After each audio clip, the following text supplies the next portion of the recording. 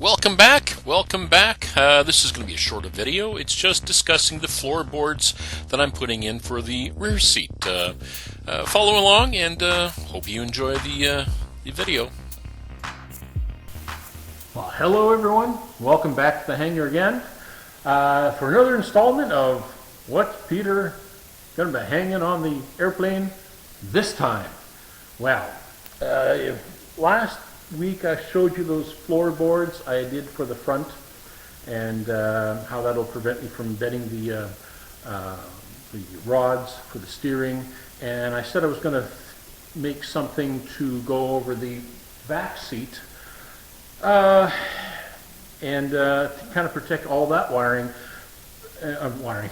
control cables and so on, because I'm going to be hauling camping gear and it's going to be strapped down. But we both know that in turbulence, if something got loose and went down there and jammed those controls, that would make for a very, very bad day. So I made a plate to go there, and I just finished riveting a stiffener across there, and yeah, so I've got a plate that'll cover that back section. I haven't weighed it, but I will, and just because a lot of people are really, pointing out that, hey, you're adding weight to it. Remember, like 2 videos back when I talked about that? I'll be right back. I'm going to go grab it. 10 seconds later. There it is. There's the back side. It's got a piece of angle aluminum. Has a stiffener that's riveted down with solid rivets. I've got little plates on the sides over here because I plan on, like I mentioned before, the rear control stick is going to be cut and removed, but in such a way that I can put it back on and put a pin in it. So I reinforce the sides here so I can make a cup or cover that's going to go over top of this section here for that little stub that's going to move around. So that again, if something ever got loose and slid forward, that it doesn't jam my controls. Let's go over to the airplane in the back and we'll see how this fits. Follow me. A little longer than a few minutes later.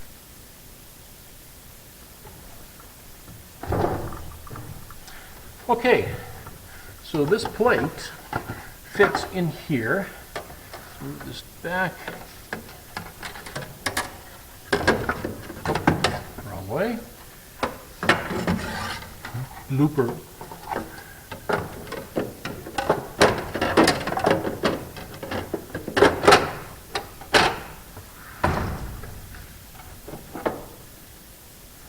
There.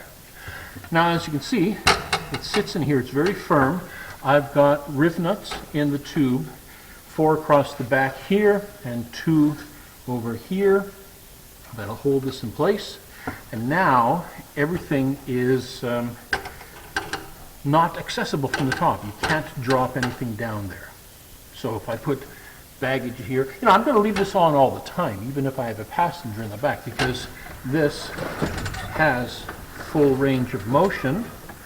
It's not interfered with at all. This is just an upper floorboard, and again, it's easily removable for service. Just got to remove these screws, lift the plate out, and you have access to it.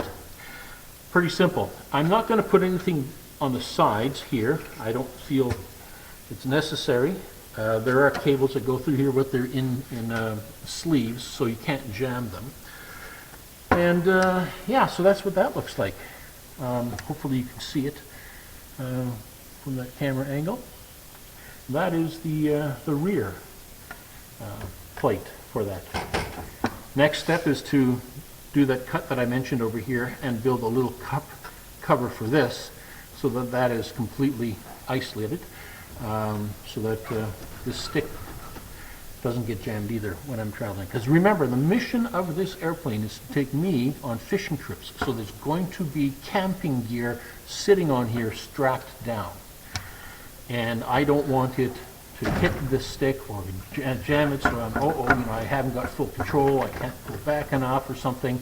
No, that's why this stick is going to be removed. I've seen other people have their rear controls removed and easily reattached. That's what I'm going to be doing as well with mine. And if I do have a passenger in the back, it's highly unlikely they're going to be a flying passenger. They're going to be a ride-along passenger.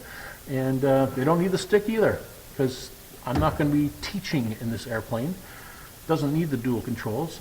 If I ever want to have it dual controls, again, I would just drop this back on, throw a pin through here, and Bob's your uncle.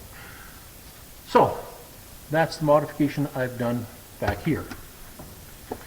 Let's take another little walk around. I'll be right back.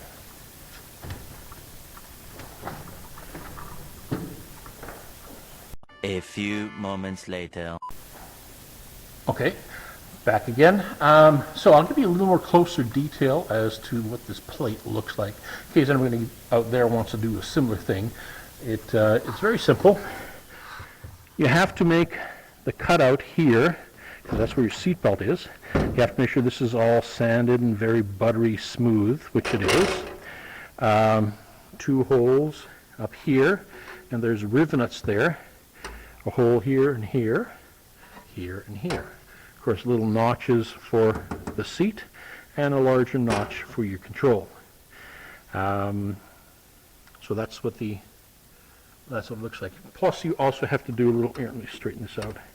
You have to do a little bit of cutting here to fit, because you don't want it overlapping that. So it sits nice and flush, and it's very firm, and now there's no chance of anything flying down there. Here, let me remove this and show you that it's just a simple plate. Like that. And there's a rib nut, another one, another one, and another one. Yeah, right there. And now it's exposed to everything down here, which is all your control cables and torque tubes and whatnot. So it's also very dirty down there, because I have not vacuumed yet. So that's it. That's that rear plate that's been put on now, and I shall carry on with a few other putterings. And yeah, thanks a lot for following along. I do appreciate it. These little updates that I'm doing on the modifications, and waiting for spring. It's minus 23 Celsius right now outside, and the wind shifted. It's now from the south. It was from the east this morning, and it's moved to the south, and by tomorrow the winds will be coming from the west. So we've got a system passing through here, and it's also light snow outside today as well. Kind of gloomy. Snow, cold, not good for flying. Well, at least not for flying this.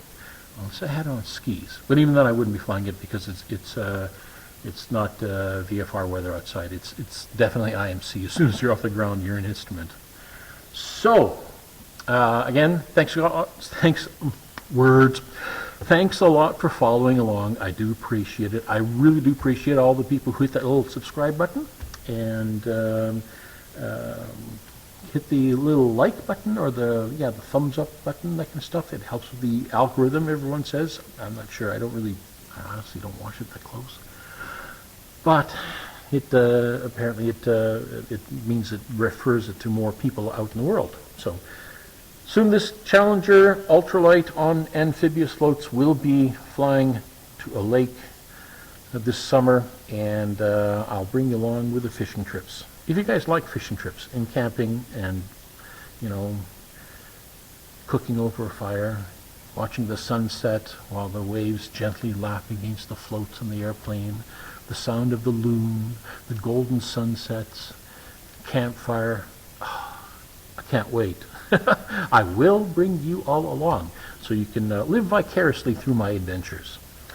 That's it for now. We shall see you again here in the hangar, and like I always say, keep your stick on the ice. Bye for now. Yeah, a little more to do with those floorboards. You'll see next week on the next update. I'll show you what else I am doing to make it a safer aircraft to fly. Thanks for watching.